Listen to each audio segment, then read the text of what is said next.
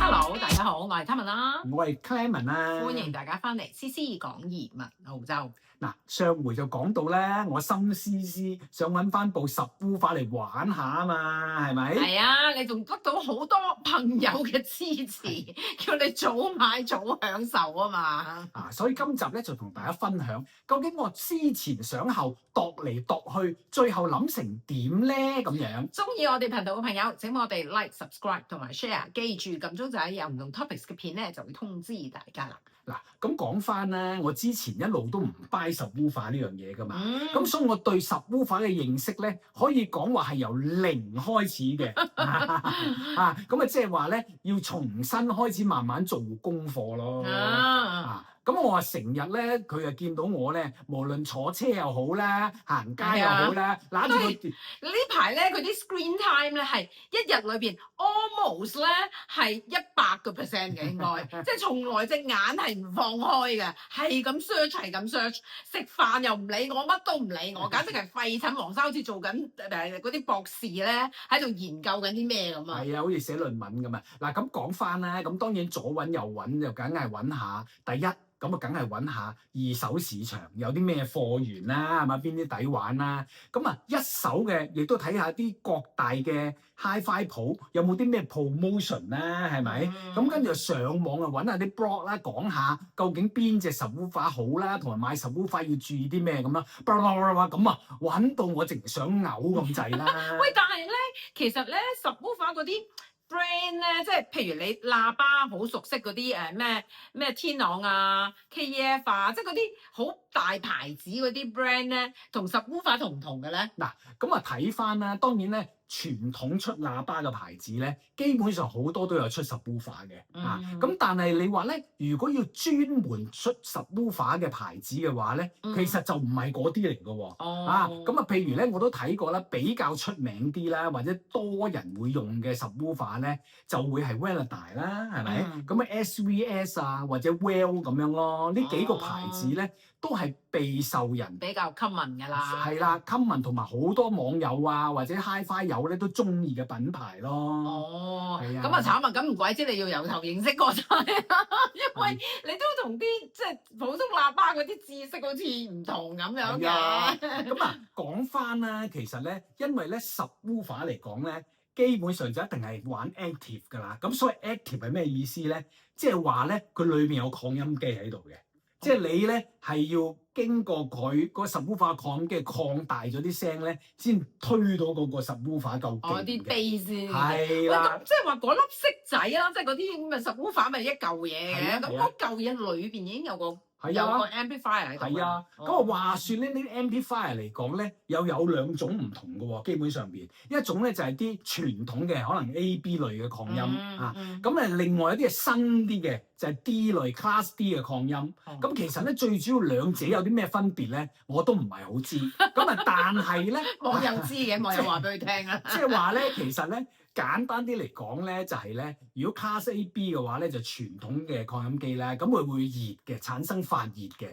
咁所以通常 Class A/B 咧，佢嗰隻 Subwoofer 大隻好多啦，因為佢又要有埋散熱喺度嘛，係嘛？咁如果 Class D 嚟講咧，咁佢係新啲嘅，就唔需要散熱嘅，係啦。哇，好深喎呢件事。係啦，咁啊好多新嗰啲好啲喎，唔使咁大嚿。我平時見到嗰啲好鬼大嚿噶嘛。係啊，咁但係咧又有啲説法話咧，你 Class A/B 咧配合翻咧傳統嘅 Hi-Fi 咧又夾啲嘅喎。咁啊弊啦，你啊成日聽埋啲舊嘢嘅。咁所以咧呢樣嘢咧就已經搞到你搞到一餐懵㗎啦，諗到你。其實咧我都唔係好明，因為咧以前咧我不嬲都覺得咧嗰啲 Subwoofer 咧咩時候會見到咧，就係咧啲影院咧，即係屋企如果你 set 個 setting 係即係睇戲嗰啲咧，咁樣又好勁咁樣，啲炸彈爆嚟爆去，啲飛機飛嚟飛去，咁你就要個 Subwoofer 喺度㗎嘛，係咪？咁但係聽兩聲道咧，其實一路 not until 我哋上次去探個朋友咧，其實我都唔知原來 Subwoofer 係喺兩聲道係有作用嘅噃。咁啊講翻啲歷史啦，梗係問我個 friend 啦，ChatGPT 咧問下佢，喂，究竟幾時開始兩聲道興起上嚟玩呢個2.1或者2.2㗎，即係有subwoofer㗎咁樣。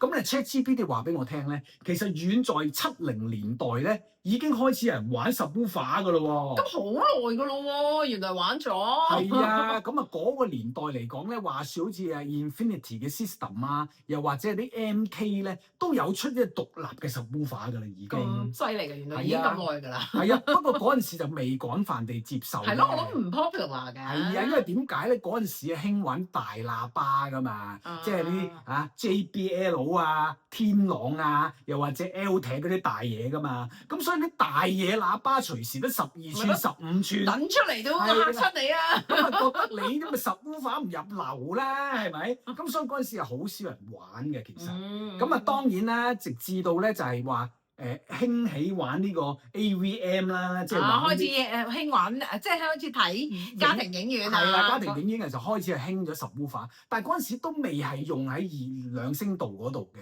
咁啊直至到家庭影院用嘅。係啦，咁同埋嗰陣時俾人嘅感覺都係subwoofer嚟做咩？哦，要勁啦，打心口啦咁樣啦，係啊，真係咁聲啦。即係你睇戲嗰陣時，哇！係啊，震到你個心都震埋。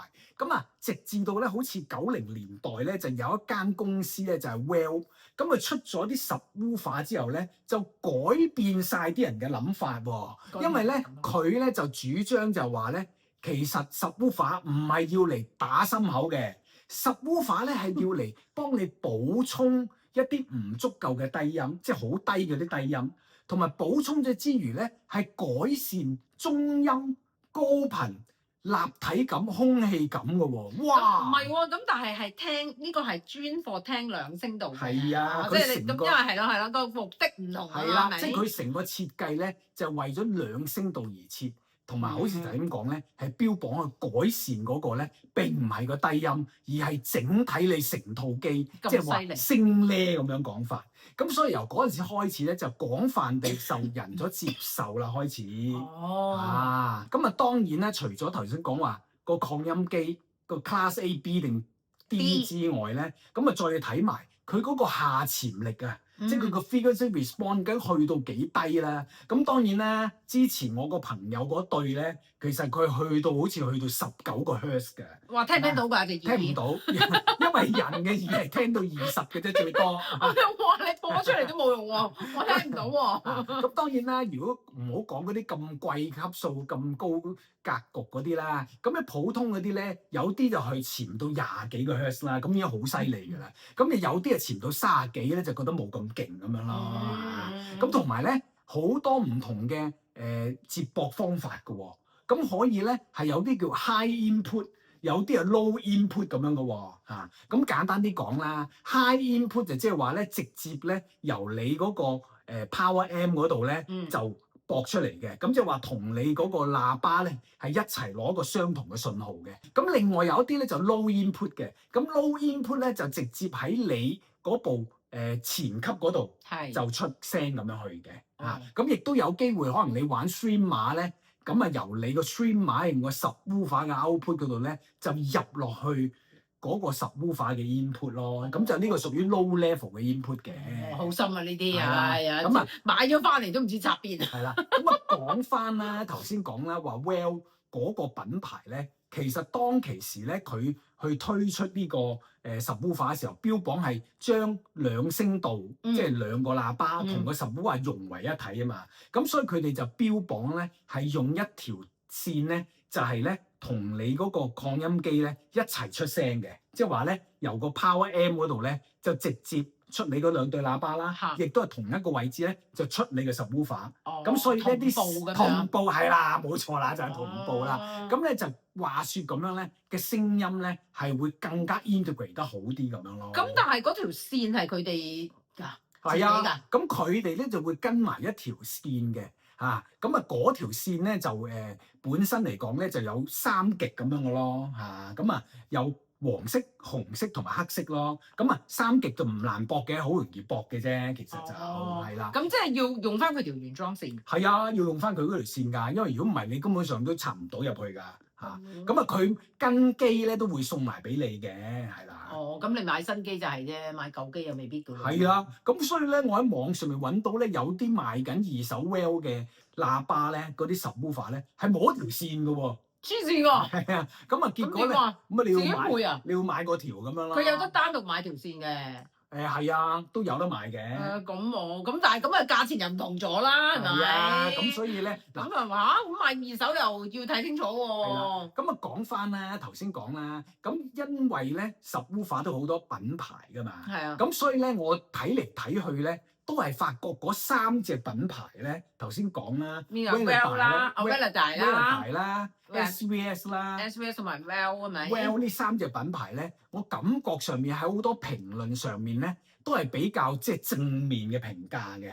咁所以咧，我就集中睇呢三隻牌子係啦。咁啊，集中睇呢三隻牌子咧，咁當然咧，三隻牌子都係而家新嘅喇叭嚟，即係唔係二手嘅喇叭嚟嘅，即係嘅 subwoofer 嚟嘅。二手同一全新都有嘅，就視乎你喺市場上揾到啲咩貨啦。OK。咁啊講翻啦，頭先講咗咧，就話佢嗰個接駁方法有唔同啦，佢嗰個擴音機個 class 有唔同啦。咁仲有一樣嘢係好緊要嘅，咁就係佢嘅設計。究竟係呢個密封式，即係氣展式嘅，定抑或係開窿嘅低音反射式？我記得你講去個 friend 嗰度屋企，佢個窿自己封埋佢啲嘛，特登變做密封式啊嘛。咁佢個 friend 咧，密封嗰個咧就係講緊個喇叭啫。個 subwoofer 自己就咁 subwoofer 自己都係密封嘅。咁啊，因為咧好多時候講翻啦，因為佢 integrate 落去個兩聲道嚟講咧，理論上面咧密封係一定係好啲嘅，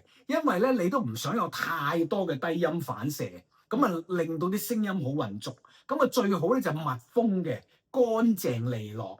咁所以咧，我一路揾嘅時候咧，都揾啲係密封嘅嚟。不過其實 to me 就我覺得，因為密封靚啲啫，哦，即係滑滑正正咁，冇咁多一嚿嚿。即係唔會有個窿喺入面。係咯，係嘛？咁係啊，個窿你又驚有啲老鼠曱甴同埋內中之後嗰啲擒龍絲走㗎，嗰啲咁嘅嘢好煩嘅，唔好啦。嗱，我最後就 short list 咗兩隻 subwoofer 嘅。邊兩隻啊？嗱，咁一隻咧就係 SVS 嘅 SB1000。呢個 subwoofer，咁呢個 subwoofer 嚟講咧，就係真係喺個規格上面好強勁嘅喎。佢咧下潛力咧就去到咧成廿幾個 hertz 嘅喎。廿幾，啱啱都聽到嘅。咁而且咧佢個單元咧去到12寸，而且有兩隻咁多添。一隻 active 咧喺前面嗰度推，有一隻即係 passive 嘅咧喺底下嗰度震。咁所以咧，純粹講規格咧，就似乎佢贏晒。好似都唔知係咪即係啲堅力嚟嘅，好似好巴閉咁樣樣嚇啲設計。咁但係咧，另外一隻係乜嘢咧？咁就係 Well 啦。咁 Well 咧，我就揀咗一隻咧，佢最低嘅入門版，咁就係 T0 MK3 嘅。咁呢隻嚟講咧，其實喺規格上面咧，的而且確冇咁勁嘅。因為咧，佢下潛咧係去到30幾個 hertz 嘅啫。咁但係價錢咧？嗱，咁價錢嚟講咧，兩隻都差不多，都係講緊800-900蚊澳紙咁上下咯。呢個咁嘅 level 嘅。係啦，都係呢個 level 嘅。咁同埋咧，如果講靚仔咧，因為你知啦，買嘢要符合佢嘅要求噶嘛。邊個靚仔啲啊？咁啊，梗係 Well 靚仔啲啦。係咩？細隻係咪？面頭全部鋼琴木，嗰隻低音咧就喺底下嗰度，你見佢唔到嘅。即係淨係見到啲鋼琴木咁樣一嚿一粒四面都係色咁樣。而且咧6寸半，的色又容易收藏。咗訂。係啦，咁所以咧嚟到 short out 呢兩隻 subwoofer 咧，發覺其實佢都幾唔同喎。咁啊，大家網友又覺得我應該揀邊一隻咧？俾啲意見係嘛？係啊。好啦，咁不如今集講住咁多先啦。係啊，好啦，拜拜。